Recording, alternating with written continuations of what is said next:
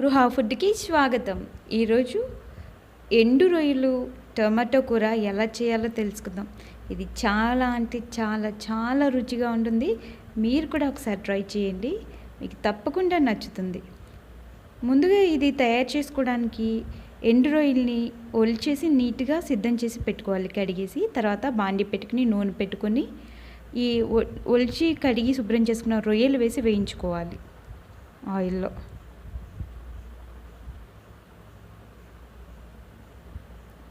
ఇవి కొంతసేపు వేగిన తర్వాత పచ్చిమిరపకాయలు, ఉల్లిపాయలు వేసేసుకోవాలి. మీడియం సైజు కానీ లేదా పెద్ద పెద్ద ఉల్లిపాయలు 2 తీసుకున్నాను నేను. మీడియం సైజు అయితే 4 ఉల్లిపాయలు తీసుకోండి. రొయ్యలతో పాటు ఆయిల్లో ఈ ఉల్లిపాయ ముక్కలు మగ్గనివ్వాలి. ఉప్పు తగినంత. చూసారా ఉల్లిపాయ ముక్కలు మగ్గిపోయాయా? రొయ్యలతో పాటు ఇవి కూడా మగ్గుతూ ఉంటాయి. ఇప్పుడు టమాటో ముక్కలు 3 టమాటాలని కట్ చేసుకుని వేసుకోవాలి. మీకు కావాలంటే మీరు టమాటో ముక్కలను చిన్న చిన్నగా కట్ చేసి వేసుకోవచ్చు.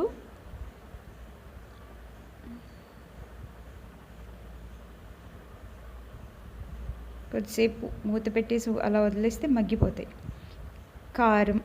కారం కూడా సరిపడినంత. నేను ఒక 1.5 టీ స్పూన్ వేసుకున్నా, మీకు సరిపడినంత. ఎక్కువ తినే వాళ్ళతో ఎక్కువ. పసుపు వేసుకోవాలి. వీటి మొత్తాన్ని ఒకసారి కలిపేసుకుంటే టమాటాలు మెత్తగా మగ్గిపోతాయి.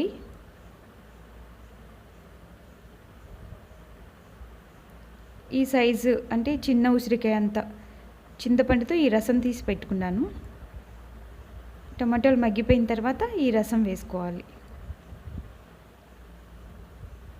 ఈ రసం వేసుకున్న తర్వాత ఒక 5 నిమిషాల పాటు కలుపుకొని మగ్గనివ్వాలి కూర అంతా. ఒక 5 నిమిషాలు. అప్పుడు ఆ రొయ్యల్లోకి ఈ రసం అంతా పీల్చుకుంటాయి అన్నమాట, రొయ్యల్లోకి వెళ్తుంది.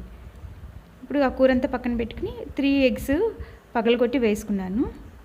వేసుకుని కొద్దిసేపు ఉడకనిచ్చిన తర్వాత ఎగ్స్ అందులోనే అప్పుడు రెండో వైపు తిప్పుతున్నాను. ఉప్పు, కారం, చింతపండు పులుసు అవి అంతా ఈ ఎగ్లోకి వెళ్ళి చాలా అంటే చాలా రుచిగా ఉంటుంది. ఈ రెండో వైపు కూడా ఎగ్ ఉడికిపోతే కూర రెడీ అయిపోయినట్టే. ఎండు రొయ్యలు, టమాటా ఇలా ఎగ్స్ వేసుకుని కూర చేసుకుంటే చాలా అంటే చాలా చాలా రుచిగా ఉంటుంది. ఇది మీకు తప్పకుండా నచ్చుతుంది. వేడి వేడి అన్నంలో వేసుకుని తినండి, దీని రుచి అదిరిపోతుంది. కాబట్టి మీకు ఎంతో ఇష్టమైన వారికి ఇది షేర్ చేయండి.